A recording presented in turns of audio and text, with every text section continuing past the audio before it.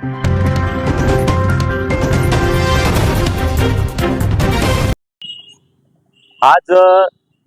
जागतिक पर्यावरण दिवसाचं औचित्य साधून राष्ट्रीय मानव अधिकार यांच्या माध्यमातून वृक्षारोपणाचा कार्यक्रम सागर पार्क इथे आयोजित केला होता आणि तो यशस्वीरित्या पार पडला आहे. तर ह्या माध्यमातून प्रत्येकाने एक झाड लावणं खूप महत्त्वाचं आहे. त्याचा मानव जीवनाशी खूप महत्त्वाचा संबंध आहे आणि ती गरज पण आहे. काळाची गरज आहे, आपली गरज आहे. तर प्रत्येकाने झाड लावलंच पाहिजे आणि झाड लावून त्याचं संगोपन ही केलं पाहिजे. हे महत्त्वाचा संदेश आहे. धन्यवाद. नमस्कार, मैं संतोष कुमार आहूजा जलगांव से राष्ट्रीय मानवाधिकार संगठन का पर्यावरण प्रकोष्ठ उपाध्यक्ष। आज जागतिक पर्यावरण दिवस की शुभ अवसर पर हमने आज सागर पार्क पर 21 झाड़ लगाने का कार्य किया है और मेरा ये सबको संदेश है कि हर किसी ने अपने अपने जीवन में पर्यावरण को महत्व देते हुए वृक्षारोपण करना चाहिए और उस वृक्षारोपण का करने के बाद में उसका संगोपन भी करना चाहिए। ये वृक्ष रहेंगे तो हम रहेंगे, नहीं तो हमारा जीवन आगे चल के बहुत खतरे में। ये हमारा संदेश है कि भी हर किसी ने वृक्षारोपण करके अपने अपने जीवन में वृक्ष लगाने चाहिए। नमस्कार। राष्ट्रीय मानवाधिकार संगठन भारत के पर्यावरण प्रकोष्ठ जलगांव जिला की ओर से आज सागर पार्क के ऊपर पर्यावरण दिन जो है वो मनाया गया। इस शुभ अवसर पर यहाँ पर हमारे जलगांव जिला के पर्यावरण अध्यक्ष शिरीष भटगुजर और उपाध्यक्ष संतोष जी आहूजा सर और जलगांव जिला के अध्यक्ष डॉक्टर राजेश महाजन और महाराष्ट्र के उपाध्यक्ष उप प्रदेश अध्यक्ष माननीय भिकन महाजन सर और मैं श्रीराम बोरसे युवा प्रकोष्ठ के प्रदेश अध्यक्ष महाराष्ट्र। तो यहाँ पर सागर पार्क के ऊपर आकर आज 21 पेड़ लगाने का कार्य जागतिक पर्यावरण दिवस पे किया गया। और जब हम सागर पार्क का निरीक्षण किया तो यहाँ पर एक ऊंट जो है कैमल, तो वो धूप के कारण नीचे गिर गया। उसको हमारे पदाधिकारी इन्होंने उनको पानी पिलाकर, जैसे ही उनको पानी पिलाया तो वो उठकर खड़ा हो गया।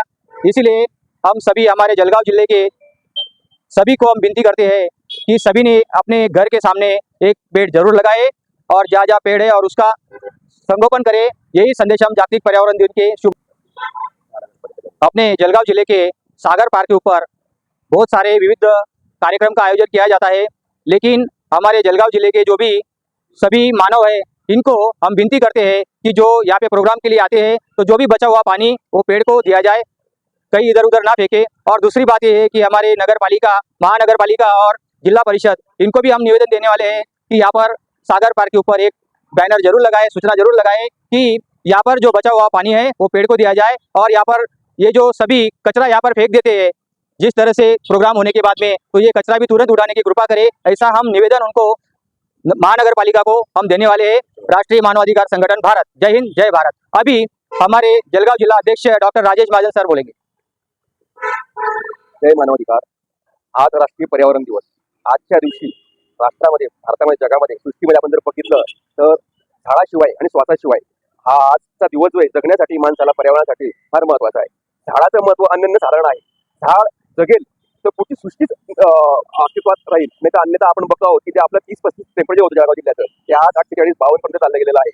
तरी आपण प्रत्येक मानवाने आपण जर बघितलं तर आपल्याला थंड म्हणजे घरामध्ये उन्हाळ्याच्या मे महिन्यामध्ये आपण 20-50 लिटर फुलामध्ये पाणी टाकतो, पण आपल्या समोर झाड असेल, लहानचं झाड असेल, आपण जगवायला 1 लिटर पाणी दिवसभर टाकत नाही. ही आजची आपली शोभनकीता आहे. म्हणून प्रत्येक मानवाने, प्रत्येक मानव आता अधिकार आहे की आपण पर्यावरण दिवसात वर्षातून एकदा तरी झाडं लावायची आणि त्याला संगोपन करायचं आणि त्याला वाढवून तापमान वाढणार आहे की जे येणारं तापमान आहे आपण ते आपल्याला मानवणार नाहीये.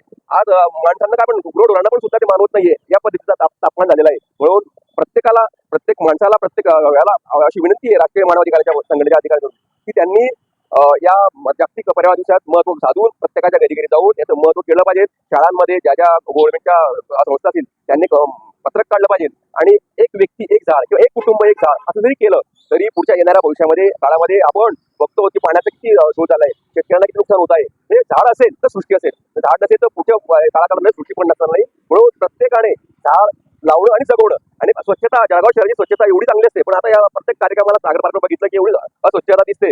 काम झालं फेकून जायचं, प्लास्टिक पर्यावरण जे आहे ते फारच वाढत चाललं. म्हणून प्रत्येकाने प्लास्टिक पर्यावरण, जे प्लास्टिकच्या वस्तू न वापरता जेणेकरून आपण आपल्या कापडी वस्तू किंवा ज्या वस्तू आहेत त्या कशा वापरू, हा पण संदेश आम्ही पुढे आमच्या वेळोवेळी देणार आहोत, बैठकीमध्ये करणार आहोत. ऑक्सिजन त्यामुळे सर्वांना मिळतो. ऑक्सिजनचं महत्व आपल्याला माहिती आहे. कोरोना काळात सर्वांनी बघितलेलं आहे की कोरोनामध्ये ऑक्सिजन विकत घ्यावा लागला. ऑक्सिजन नसल्या कारणामुळे बऱ्याच चांगल्या तरुण बांधवांच्या जीवाशी किती खेळलं आणि किती जीवाची हानी झाली आपल्याला माहिती आहे.